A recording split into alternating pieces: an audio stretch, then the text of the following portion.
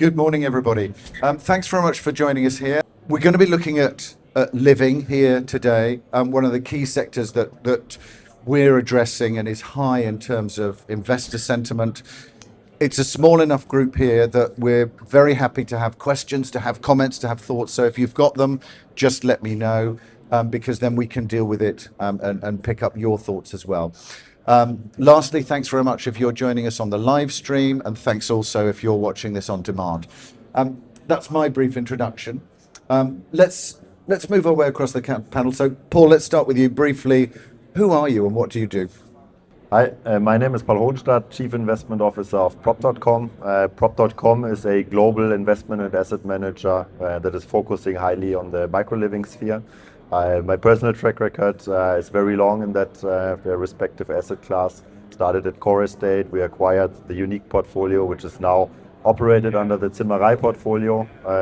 In total, 3,500 units, both in the residential micro-living sphere, but also in the commercial one, with durations of stay below 6 months. A lot of serviced apartments, etc. I think it's a very attractive asset class at the moment, and we also did our first investment in Germany and looking to expand not only in Germany but also across Europe. Great, Jill. Jill Ju, founder CEO of True North Management. So we are a vertically integrated investment management, development management, and operations platform with a focus in London. We're backed by Swiss Life Asset Manager, which is a pan-European life insurance company with a specific focus on the living space. Great, Rainer. Good morning, my name is Rainer. I'm with Omniliv now for 1.5 years.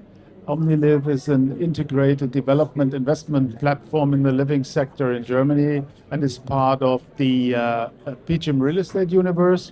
Personally, I'm in that sector now for some 15 years with a strong focus on PBSA and micro-living. Great. So let's pick up. Let's start with you, Rainer. If we're looking a year back, what have we seen changed over the last 12 months? What are we seeing at the moment in terms of MIPIM 2026 and particularly this sector?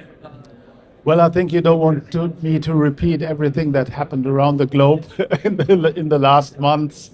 But bottom line, I think the key fundamentals have not changed dramatically. Interest rates are where they are. Some of the asset classes are still suffering from missing investor sentiment, whereas everything that is related to beds, especially in continental Europe, is highly sought after. So looking into what we do, we see a lot of investors' appetite currently from the US, from the UK. So everybody who has had an angle in PBSA in previous times is currently trying to make beneficial moves from the great financial reset, how the colleagues in the UK call it, 3 years ago. And it's a fast-changing world. We will need to see what the impact in the next months from the current situation in the Middle East is. It will definitely have an impact on inflation, on construction costs, on OPEX, and finally also on interest rates. Yeah, and therefore more question marks than a year ago. Okay, Jill, what's your take on that? Well, I think from a capital market perspective, absolutely. There has been a lot of things happening that impact the capital market. But fundamentally, there's also this demographic that is ultimately what all of our living sector in Europe is focused on. And that hasn't really shifted. People are still looking to live in a way that has a quality, attainability, and flexibility in the way that more than ever, actually, with all of the changes that are happening. So from an underlying demographics perspective, I'd say the trends continues and to help us to navigate through all the ups and downs of the capital markets. I think if you're in the living sector, can't look at a 12-month horizon, have to look at a 5 to 10-year horizon to really kind of be able to sail through all these ups and downs that are happening in the interim. And that's interesting. And Paul, let's pick up with you that point to think around the demographics. How are you seeing that in terms of a driver when you're looking, particularly at the investments here in Europe? Yeah, I think there is a massive undersupply, right? So if you particularly look at the German market, there's a lack of 800,000 living units, especially in the micro-living sphere. If you look at single-person households, that's even more severe. And in PBSA, for example, the provision rate across Europe is 6%, right? So that's significantly below what is needed. Then we see this as a result in rising rents. Rents have been increasing by 6% on average across all micro-living areas, which is tremendous. And I think that creates good opportunities, right? As you rightly mentioned, Rainer, there's like all the big names are currently looking towards living, especially micro-living. So you have huge capital pockets on the LP side. I think the bid-ask spread between buyers and sellers for the purchase prices is closing. We see a lot of attractive opportunities. And I think we are in the beginning of a cycle. So I'm quite optimistic what 2026 will bring. Okay, I'm going to drill down into Germany in a second, but let's pick up with you, Jill, if we can, on, I suppose, what, picking up that point about micro-living, very interesting, but there's demand across all of the sectors. How do you see that? Because obviously coming from the kind of co-living space, and so how has that evolved, I suppose, and where are you seeing the demand? Yeah, so the co-living sector has really been evolving over the past 10 years. I mean, we have people who have been here from the beginning. And really, I'd say that the Gen 1 product has been very much around a very kind of graduate, young demographics. But as we have seen across major cities in Europe, but London in particular, where our focus is on, it's actually really wide demographics. The average age range from 18-year-old to 65-year-old in our own portfolio, average around 30, 31-year-old. The income is also very diversified. We have, footballers who make multi-million a year staying with us, whilst we also have nurses and policemen staying in the same accommodation, which I think in the past you've not seen. Because ultimately, I imagine this is really driven by the changing needs of how people want to live. Ultimately, however much money you make and whatever age there is, as long as you want flexibility, you want convenience, then co-living, micro-living really offer a unique proposition that is not fulfilled by the traditional residential market. And ultimately, because they are more dense and generates a more value for money from an investor perspective, I think that has really propelled the increase of the demand for the sector. Okay, good. Let's drill down. I'm going to pick up with you on the UK again shortly, but Rainer, let's drill down into Germany. Paul was mentioning there the demographic side of it, the supply, demand. Tell us a little bit about that in terms of the challenges, where you're seeing the solutions, where the opportunities are. Let's drill down a little bit into Germany. Yeah, as Paul rightly said, the supply-demand gap is huge. And that is the fact within PBSA, or let's say in the area of unsettled professionals, so young people, and it also goes down into senior living. Yeah, so this is not, let's say, something which is specific to PBSA. But the thing is, to overcome this, we would need to increase development activities significantly. And for two and a half years now, there has been a massive dip in new completions in the residential sector on all variations. And where's that coming from? For sure, rising interest rates over the last years. And if you project it into the next 5 years and look into the financing requirements of the governments, it's not foreseeable that this will change dramatically. Yeah, there are uncertainties, as just mentioned, on construction costs, which have a more a decreasing impact than an increasing impact. And finally, on the investor side, everybody is looking for operating assets. Yeah. So the appetite to currently involve yourself significantly in development risks is pretty limited. Yeah. And this is more or less, from my point of view, the biggest roadblock when you ask yourself the question how to fill the gap between supply and demand that is currently existing. Okay, good. And does that run all the way from, let's say, student at one end up to senior living in terms of Germany? It's the same. Yeah. You have specialized investors who focus on PBSA or on senior or on multifamily. Yeah, so the capital is available, the appetite is there, the product is missing. Yeah, and the existing stock is embedded in ongoing discussions around ESG credentials, yeah, on energy efficiency, yeah, and that has an impact on prices. And the new build available stock is affected by the dip now for more than 2 years. Okay, and Jill, what's the situation if we're looking more broadly across the UK in terms of the demand supply challenges there? I think there is also the structural undersupply very much in the UK. While the student market is a bit different because ultimately the UK market is relying a lot on the international student for its PBSA market, and that international student market has been impacted by the immigration policy as well as other changes that are happening in the UK. So the PBSA is going through an interesting adjustment period right now. But outside of student, I would say it's very much similarly, there is a complete shortage of the right product, particularly income generating product, and the stock is getting older. For what's existing, which has the ESG, has fire safety, and has various other capex needs. But the development is, however, really difficult to do because of all the things that Rena has mentioned. Also in the UK, hence you're seeing a lacking of development activity in the UK in the living sector in general. I think there's only been a couple thousand new start of all residential in London this year, and we have a massive shortage of stock, but there is nothing getting started. So it's only going to get worse before it gets better. Okay, good. Well, I mean, not good actually, but good for developers. Yeah, that's true. Paul, feel free to pick up on anything that's been said there, but I'm interested to also look at what's happening in terms of the capital side. Do we have enough capital, enough debt?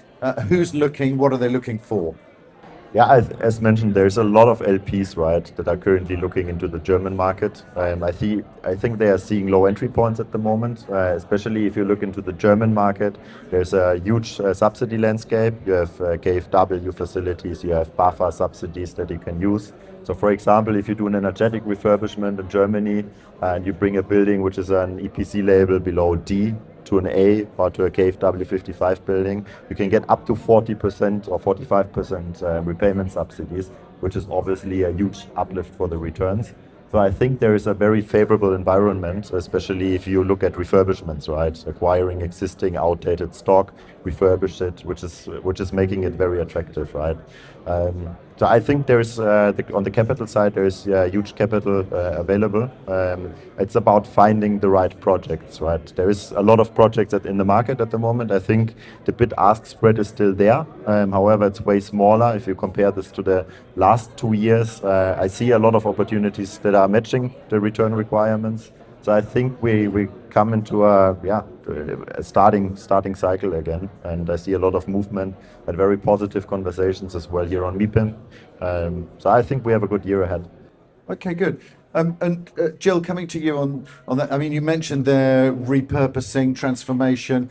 And obviously, we've talked a bit about new build and lack of development. So are there examples of that, Jill, in terms of what you're doing, your portfolio, your planning? Yeah, so we actually utilize a wide range of strategy. More than half of our portfolio is actually repositioning, either from office stock or from other existing buildings, to create the high quality studios and apartments that people need to live. The challenge is actually still to repurposing an office. It's not cheap. In London, you have to go through the planning challenge, and afterwards, and cut and carve actually is really difficult. However, it's really positive from an ESG perspective. Like in the buildings that we're doing in the city of London, we're reusing 95% of the structure and almost retaining all of the existing steel. So we are creating from an absolute sort of like office building built in the 1920s into a new life, give it a new lease of life. But the challenge of that is it requires a huge amount of expertise. across structure, across planning, across design, across like everything, and hence I think it's an extremely worthwhile effort, but I say it's harder to do than ground up development. So that to make it really work, it requires real skills. And how much of a challenge is that in the German market? Because obviously there's planning, there's zoning, those elements. Is repositioning really an option there? Interestingly enough, 90% of what we are currently doing is office to resi conversion. Yeah, to a certain extent, to what Jill just said. Yes, sure, you have way more workload in the DD phase, in the planning phase. You need a certain expertise. In the German context, it has a lot of pros. A, it brings you into micro locations where you would not find open plots. B, knocking down a building and rebuild is, let's say, as regards embedded carbon footprint, in most of the cases not an option. Yeah. And finally, in the German context, the repositioning comes, as Paul mentioned, with significant state subsidies, which have a huge positive impact on your underwriting if you compare it to new build. Yeah? That's the flavor currently. Yeah? Office sector is still suffering, yeah? And it's not only driven by a changing demand, it's also driven by, let's say, quality requirements. Yeah? So we are primarily transforming buildings that are 10 to 15 years old. So in principle, pretty new office buildings, but they are at the end of their life cycle. Yeah, and it's a pity on one hand, yeah, but for us it's an opportunity. Okay, good. Jill, I'd be interested to pick up from you just in terms of let's say the tenant side, because there's crossovers with hospitality. There's a big focus obviously on the more operational side, increasingly in terms of the living sector. So what are people looking for? What are you aiming to deliver for them? What's required, I guess, at this level? Yeah, I think this goes back to the fact that the demographics we're serving today is a very urban one. And ultimately, the jobs today is no longer you sign a term and then you work there for life. And people often have much more flexible arrangement in terms of their work, from their location. And so for them, convenience and flexibility really is top of the chart in terms of what they're looking for. So for very similarly to what Rena says, having that more hospitality-like offering enables you to enter certain locations that are traditionally not available to living. So we have a more hospitality-oriented offer for our centrally located assets, where people can stay anywhere from one night to a couple months to a year if they prefer. And we have already seen that in our portfolio, where you do have people who stay for a couple of days to people who stay for a couple of years.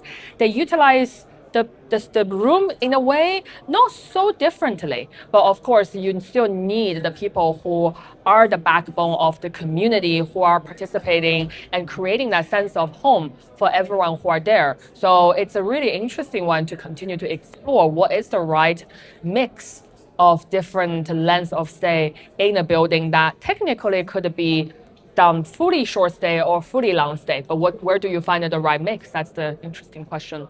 Okay, good. And Paul, just picking up with you, feel free to comment on any of that in terms of what's required, when you're looking particularly at Germany, but also technology playing an increasing role around these elements, both in terms, some ways in terms of delivering affordability and those elements. And on your website, it's almost as if I'd researched you before this, but it says, building the future of real estate investment. And within that, technology plays a big role. And you've launched another data tool as well called PropChain Plus. So I guess how important is that for you as a manager? How is that playing into the strategy? How are you using data and I suppose technology to drive this forward? Yeah, I think that's the most important aspect in real estate at the moment. In my opinion, we are at an inflection point. So real estate is one of the industries that is lagging more behind the most when it comes to adopting technology. So we are implementing this on the asset level, but also on the platform level. On the asset level, we are implementing smart metering components, IoT, etc., in order to get a data-driven management in place, right? So for example, we have smart meterings in the building that are measuring energy consumption, water consumption, even CO2 emissions on a live basis. We get live information from an accounting perspective from our Arealbank accounts, where you have checking the occupancy, where you can check the incoming rent, the arrears, everything. So basically 80% of our reporting is coming from objective data sources, mostly by sensors. So there's less human error in the whole value chain, and you don't have a lot of layers in between, right? We are now speaking about caretakers, facility managers, property managers, asset managers, fund managers. And in the end, it's a data pipeline, in my opinion. And implementing as much as possible on the sensor side in the building is actually giving you a competitive advantage, decreasing the operational expenses by a huge extent. So I already did that in the past by implementing a very digital operator where we could save 10 to 15% of the OPEX, which is great, but I mean there's much more potential to it. That's one thing. And then later on, also on our operational side, we get all those data sources, put them into a data repository or a data warehouse where we can work with that data, right? So we have a blockchain validation layer, which is basically the other vertical of our company. It's called PropChain, where all the data that is coming in from those sensors, or for example from the data room, from the respective PDS, are checked. We have source references. We can check whether this data is the accurate one. For example, if you have contradicting data, different NLA in the rent roll and in the floor plans, etc., it's showing you that this data has a conflict, then you can double check, and then you have the data source that is actually AI ready, right? Because you can't use AI on data that is not completely correct. And I think this is where we have a USP compared to the more traditional managers. And I think especially we developed one tool, as you just mentioned, it's PropChain Pulse. So we just launched this year on MIPIM. It's basically a tool where we get incoming offers. So those offers are checked within our offers data bank to a repository. The repository checks whether we know this offer already. If we know it, we instantly decline it. If it fits to our acquisition profile, for example. So it matches against the information we put in. And then secondly, also checks whether we are missing information in order to do an initial underwriting. And then it gets back to the broker within minutes and gives feedback whether this is, for example, an attractive offer, whether it fits to our acquisition profile, or if we have received all the information with like a high-level price indication. So that's only one part of the value chain, and I think that's becoming more and more important throughout the whole real estate industry, right? For example, in the management, we also have a tenant app where people can communicate, where you can check your consumption. We have competition between the tenants of how much they consume within the building. Can give them little incentives if they consume less. So I think there's unlimited possibilities when it comes to data, and this will be one of the most dominant topics within 26 and beyond, obviously, but a very important one in my opinion. And also very key to that, Paul, is you're also supporting the data center sector, which we write about a lot. So that's good. Jill, let's just pick up a little bit with you. How are you using data? I suppose is that something that's helping support, particularly things like affordability, for example, which in those urban areas, especially if you're looking at young professionals, is a key element. Yeah, so I mean, affordability is definitely one of the things that we pay a lot of attention to, and that is something we really think about when we are doing site selection. But very much agree with everything that was just said. I mean, ultimately, we are creating a new generation of investment managers, right? And ultimately, if you are starting from scratch in this day and age, really data and technology and AI should be quite native to the way that you're approaching and thinking about things. We're quite similar to what Paul says, actually, because fundamentally, you have to get the data structured. But these tools have already existed like for a long time, like the meter systems, we also use, like a cloud-based CCTV, cloud-based access control to enable us to not have a site staff on site, which really helps in terms of leakage, efficiency.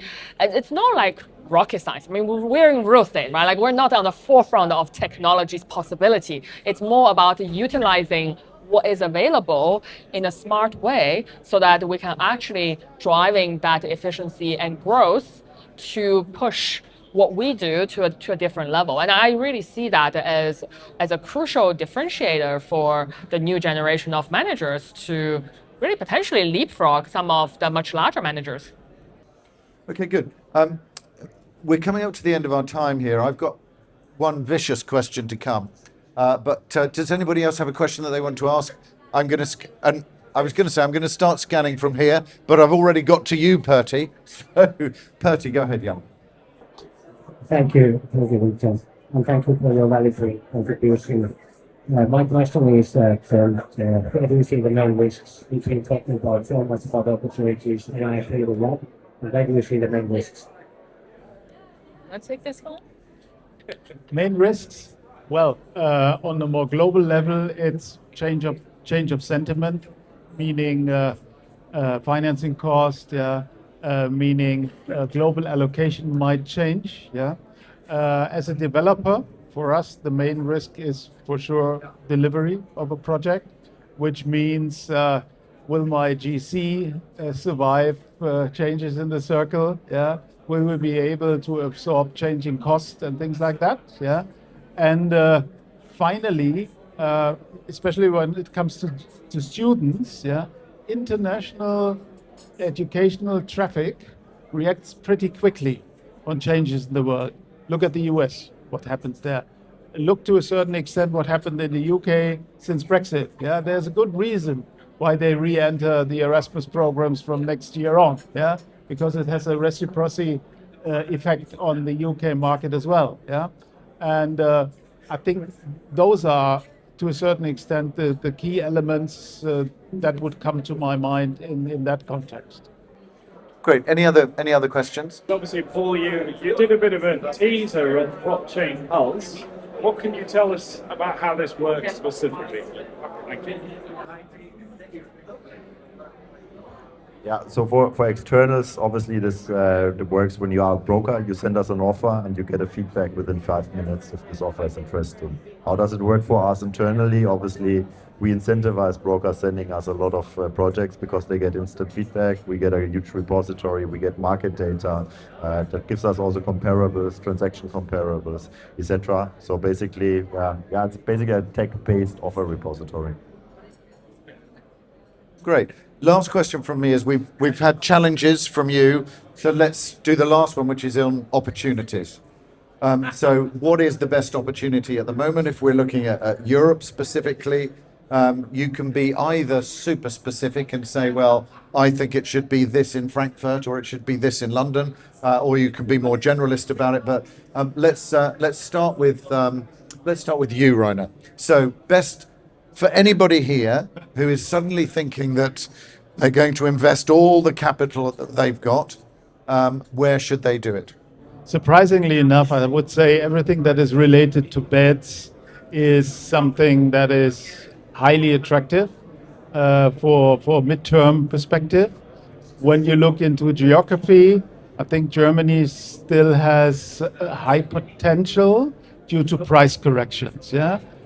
Spain currently is the flavor of the day. So looking around here, everybody says we need to be in Spain. So that has an impact on prices. I've never seen beds being that expensive in Spain as they are now. Those who are, let's say, not shying away, I would say look into CEE, which is still affected by the proximity to Ukraine. But there are a lot of opportunities, especially when you look into Poland, which is a huge country with 7 to 10 mega cities with highly interesting supply-demand situation. So beds, Europe, be selective where you go to.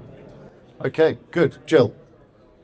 Yeah, I mean, for me, I think it's really important to think about what doesn't change when everything else is changing, right? So like, what is some sure bets in a world where lots of things could change tomorrow? For me, the two bets living for sure, like in Europe, that's. But within that, I would say the two bets that I would take personally. One is the mega cities of Europe. So, I mean, it is actually the London, Madrid, Berlin, Munich, because ultimately they are the growth engine And when everything is uncertain, I think people still really want to be where other people are, which in terms of economic opportunity, culture, healthcare, everything. So the mega cities to me will continue to be the growth engine. But the other one is the really, really affordable stuff. I think that are within easy commuting distance of these mega cities. So maybe secondary and third tier cities, but really affordable somehow. Because I do think the bifurcation that we're seeing in the world is going to lead to either the mega city or some of these more affordable areas. So that's what I would put. Great. Paul, last word to you.